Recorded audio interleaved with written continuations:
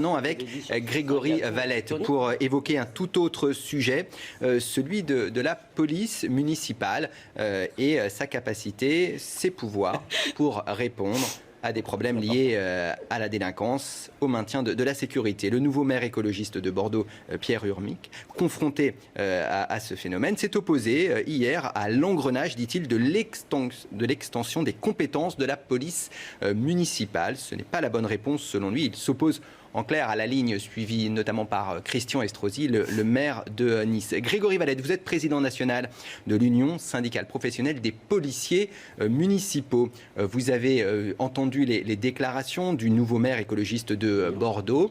Est-ce que vous adhérez à cette ligne ou vous êtes plutôt un partisan de la stratégie de Christian Estrosi, le maire de Nice ?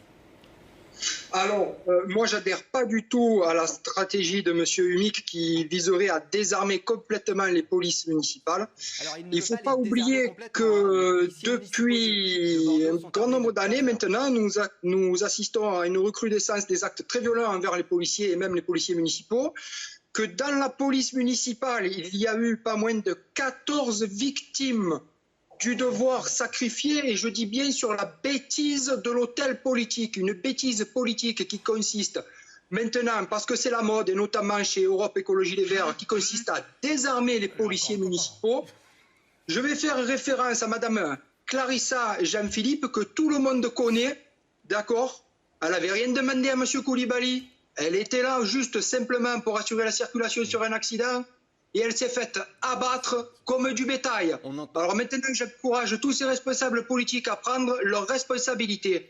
Ils ont qu'à avoir une lecture simple et précise de l'article 2-1 du décret 85-603 sur la sécurité au travail, qui donne pour obligation à tous les employeurs, qu'ils soient publics ou privés, de donner toutes les conditions de sécurité nécessaires aux employés et aux fonctionnaires pour travailler. Et le juge d'instruction sera souverain pour décider librement de la responsabilité de ces personnes qui sont, pour moi, les véritables assassins des policiers municipaux.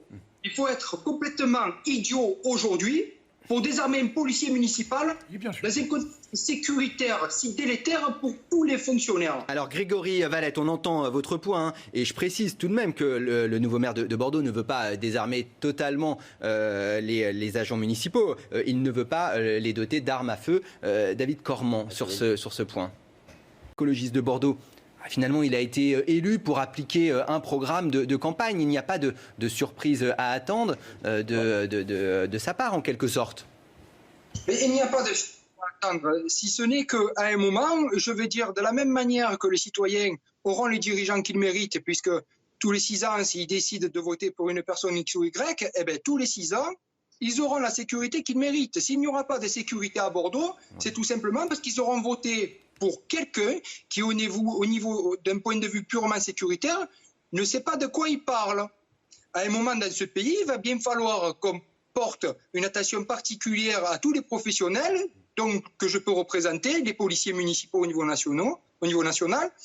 Si les policiers municipaux vous demandent des armes, ce n'est pas pour jouer au cow-boy. On est tous formés, et on est formés plus que bien, plus que d'autres corps de métier. On a des formations théoriques qui nous sont dispensées au niveau du droit pénal et de la procédure pénale, même par de grands magistrats, surtout concernant la légitime défense et l'armement. On a des formations pratiques, on est formé par des moniteurs de police, de tir en police municipale, qui sont eux-mêmes formés par les plus grands moniteurs de la police nationale ou de la gendarmerie, sur des référentiels qui sont plus que pointus, des référentiels de formation qui sont plus que pointus. Nous tirons, le minimum de tir chez nous, c'est 50 cartouches par an au minimum, c'est-à-dire que ça peut aller de 50 à plus de l'infini, alors que dans la police nationale, ils tirent 90 cartouches à l'année concernant la formation continue en armement et point barre. Donc vous voyez bien qu'on est à la limite mieux formés qu'eux. Et pour l'entendre, et je l'ai déjà entendu dire, il faudra en discuter avec certains collègues qui sont de la gendarmerie ou de la police nationale qui m'ont dit, Monsieur Valette, au niveau de la formation initiale en armement et de la formation continue entraînement armement, vous, les policiers municipaux, on le voit bien que vous êtes surveillés de très près, et de deux, on voit bien que vous êtes beaucoup plus formés, il y a un suivi qui est beaucoup plus pointu. Donc avant de parler de ce genre de choses, il faut bien se se renseigner quand même. On entend votre point. Merci beaucoup Grégory Valette d'être intervenu sur l'antenne de CNews dans ce débat sur l'heure des pros. Juste David.